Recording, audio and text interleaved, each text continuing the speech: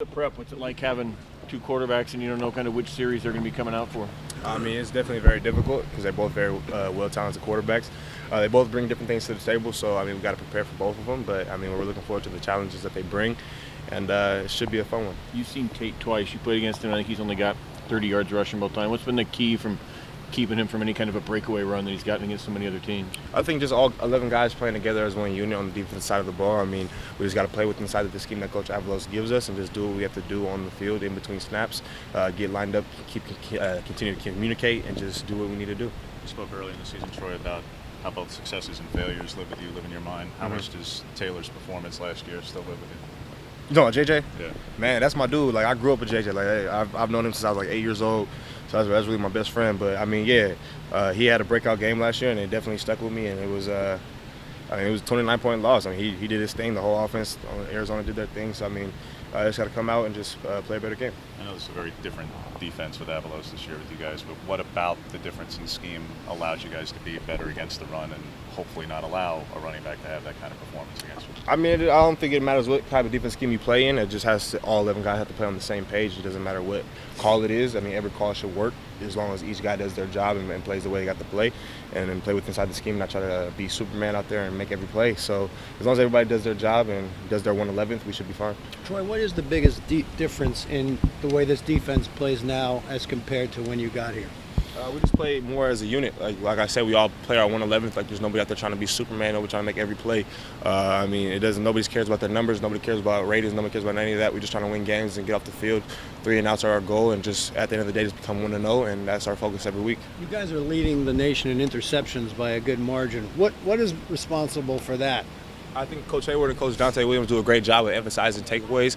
I mean, we go over takeaways at least 3 or 4 times a week, watching film on stuff like that. We have takeaway circuits that we work on in practice and stuff like that. So, I mean, we do a good job of emphasizing get the ball back in number 10's hands so he can make magic happen.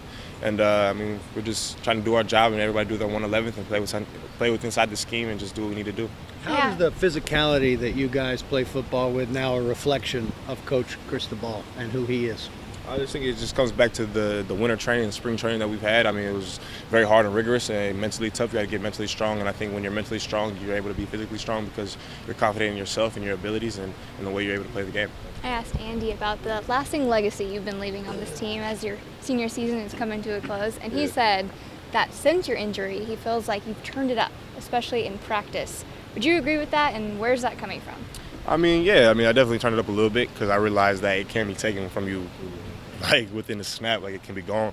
I mean, you got guys like Gus, I mean, Jake Breland, who aren't able to finish the season with us.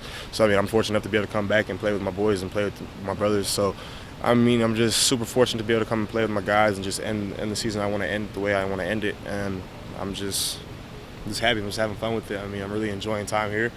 I enjoy the coaches. I enjoy the presence of the players. I enjoy the brotherhood. So it's just a fun time of being here. You came back for your senior season. From a scale from 1 to 10, how much fun are you having? Man, I'm having 12, man. I'm just having a blast. I mean, I treat every day like it's my last day live. So, I mean, I wake up in the morning with a smile on my face. I come here with a smile on my face. I mean, I'm going to leave here with a smile on my face. I mean, it's just it's a beautiful place. I mean, look at this building, man. You can't beat it. Like, who wouldn't want to show up to this building every morning and work their butt off and just do what they have to do for their team?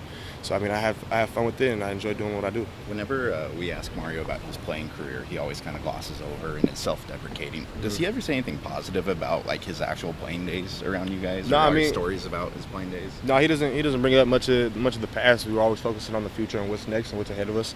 And I think he does a good job of not reflecting on not only himself but past teams that he's been on and been a part of. But he mentions it here and there, like what it takes to be like that and what it takes to be on a team like that. And I think we've done a great job of listening and tapping into like the key points that he's pointed out. But I mean, he doesn't do much of reflecting on it and dwelling on the past. But we're always just looking forward to the future and becoming 1-0. Did you know he played in Europe? No, I did not. I didn't. Not at all. You know he coached at Alabama, though, right? Yeah, I mean, everybody knew that. What do you think he brought from that experience to Oregon's program?